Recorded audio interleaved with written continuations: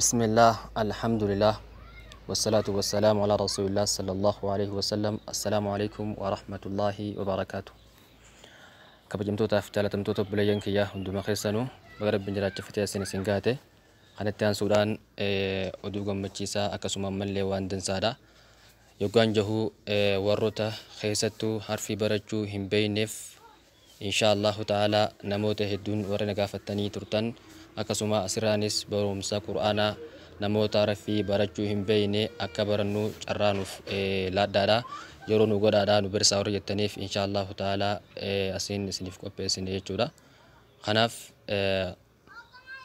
قرآني akkuma asirratti gartan kana namoota arfiin beeyni hundi keessanuu asirratti ilaaltanii yeroo gabaabduu keessatti barachuu dandeessan keessattuu warra sheekootiin bira hin jirre namoonni kophaa jiru nama isa garsiisu kan hin qabneef haalaan barbaachisaa haalaan bareedaa tokko waan ififis itti gammadee kanaaf isiniif qooduu barbaadu buleeyyan kiyya akkasan inshaallah asumaan quraanni yeroo nuuf qarahu akkasumatti bifa diimtuudhaan nu agarsiisa lafzi dubbachaa jiru bifa diimtuudhaan nu agarsiisa kanaafuu akkasumatti waliin hordofnu sininjaa nu faana bu'a.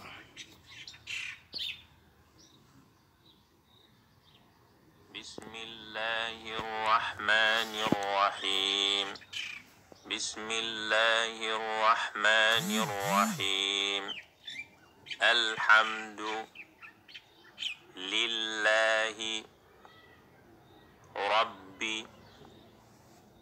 rabbil alamin. Alhamdulillahi rabbil alamin.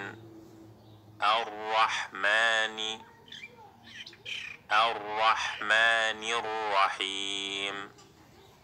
Ar-Rahmanir-Rahim.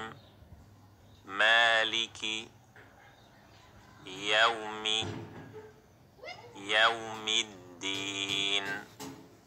Maliki yawmiddin.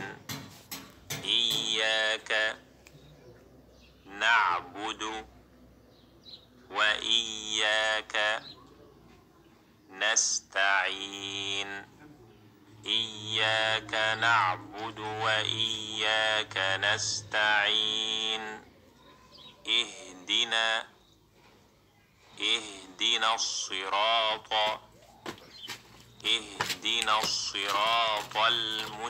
المستقيم. اهدنا الصراط المستقيم. صراط الذين أنعمت عليهم غير المغضوب عليهم ولا الضالين. صراط الذين أنعمت عليهم غير المغضوب عليهم ولا الضالين.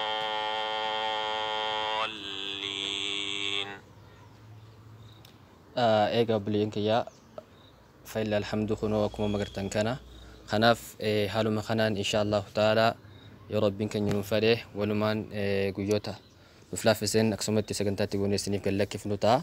kanaafuu obboleeyyan keessan warroota harfii barachuu hin beekne warra harfii dubbisuu hin beekneef hundaafuu jechuudha waliif shir godhaadha waliin gahaa jechuudha. nabi rabbi alayhi salatu wassalaam maal jaanii anfa'uhum linnaas khayru nnaasi anfa'uhum linnaas jaanii irra caalaan nama kamiyyannaan nama fayyadu jaanii kanaaf warra wal fayyadu haa taanu kanaaf obboleeyyan keessan hundumaafuu jechuudha warroota harfii keessaa dubbisuu hin beekne akka barataniif waliif shir godhaadha isinin jenna akkasumatti chaayinaala kanallee sabskiraayib gochuudhaan sagantaa nuti gallakkifnu yeroo hundaahu quraana keessan asin hordofuu dandeessan harfii takka takkatti akkuma gartan kanatti addaa isiniif baasa. namoonni juuzii ammaa yookaanis juuzii tokko bichaa waliif qaree haala kanaan quraana bikka fadhe banee dubbisuu danda'a jechuudha. haala bareedaadhaan oofne jechuudha. خناف أمو أكسومتي إن شاء الله تعالى أسمرتي فيديو خناد اللي لايك ودوران أكنا مهدو بركو ويتشو لغا مخنانيس قدا إن بارك الله فيكم أكاسي هنكا سغنتا براتين والتي بنوتي خير خيرتو نفجرادا أكو مسن جنة خير خيرتو ورولين تربين هاقولو والسلام عليكم ورحمة الله وبركاته.